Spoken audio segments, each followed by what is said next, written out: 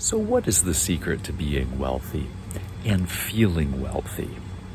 Well, being wealthy is relatively simple. That doesn't mean it's easy. It requires a lot of discipline.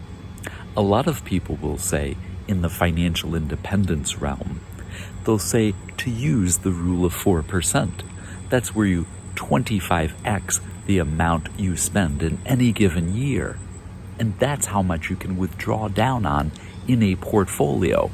I.e., for example, if you have $1 million portfolio and your needs are $40,000 a year, you can safely retire at that point in time. However, there's really a lot more to it than that. That's really a gross oversimplification of feeling wealthy and being wealthy. See, most people make the mistake of thinking that being wealthy is just having a certain dollar amount in their bank account or their investment portfolio. This is not, however, very true. True wealth is a diversification of not just stocks, bonds, and your cash position, but a diversification amongst many things, such of which could be how you feel when you wake up in the morning, your sense of purpose, your sense of extended family, your sense of belonging. What wakes you up in the morning? What drives you? These are greater questions to ask, not just the diversification of your portfolio, but the diversification of your life. See, in America, it is very easy to do one of two things: to be broke, unfortunately, and also to become wealthy. Maybe the word I should use shouldn't be easy. It should be simple. Such as, like, if you look at building a stream of income in retirement, that may be simple, but it's not easy for most people. Just like for the average retiree, once they retire, it may be simple for them, but not easy to live the day-to-day retired life. Here's what you need to do to achieve early retirement that they won't tell you in the videos. And if you're seeing me here for the first time, my name's Bill. I'm the host of the Dollar Bill channel. Please don't forget to like, subscribe if you get value out of my content. Please share some of my videos. It really helps the algorithm quite a lot. Well, let's jump right back into it. When you go to retire or want to achieve early retirement, there's a lot more that goes into it than just the 4% rule. To get to early retirement, it's a lot more about psychology.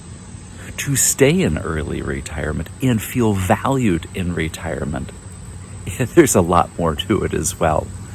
See, a lot of people identify with one of two things.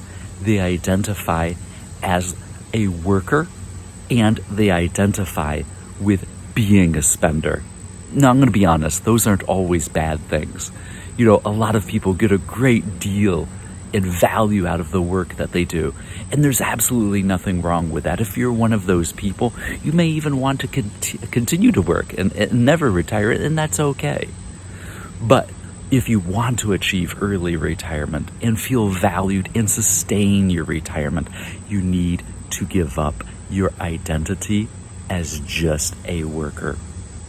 The second identity you will need to give up is that, like I mentioned before, that of a spender. Okay?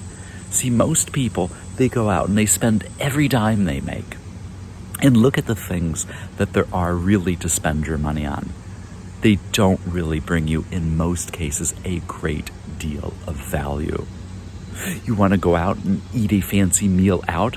Like I said in one of my earlier videos, just 25x the cost of that meal, and you will find out how much portfolio income it took for a year to pay for that one meal. Okay? But I'm not really just talking about that either. What I'm really talking about is did that meal bring you real sense of value? You know, if it allowed you to spend time with a loved one, then maybe the answer is yes. Or what about that movie you went to go out and see? Did you really go see that film because it was interesting to you? Or did you just see it because it was popular and you saw a great advertisement for it? I mean, how many plot lines are there really for films? Oh, talk about the rule of 25. I wonder if there's just 25 plot lines for the different films that come out again and again and again. They keep rehashing the same storylines. You know, the truth be told, in retirement, there's really very little for you to spend your money on. You know, at least for me, that brings you true value. However, this can be very scary because it's another loss of identity. And for those of us retiring in our 50s, well, even though that may be early retirement, you may be struggling with kids that are out of the house, the loss of a job, this idea of not spending money to bring you happiness. Well, that can feel very foreign to most people. You know, that can feel very scary. So what do we do with this? How do we resolve this situation? If you have any ideas, please, for my other viewers, leave some comments below. I don't have all the answers. For me, and for the missus, it's just been about, finding things to do to stay busy. Finding things to do to reconnect, like go for great walks in the morning. You know, for the missus, she's been reading a lot of great books. For me, it's been starting this YouTube channel. I still manage about 40% of our personal finances, but I don't do it all. To be honest, to be truthful, I use a hybrid approach.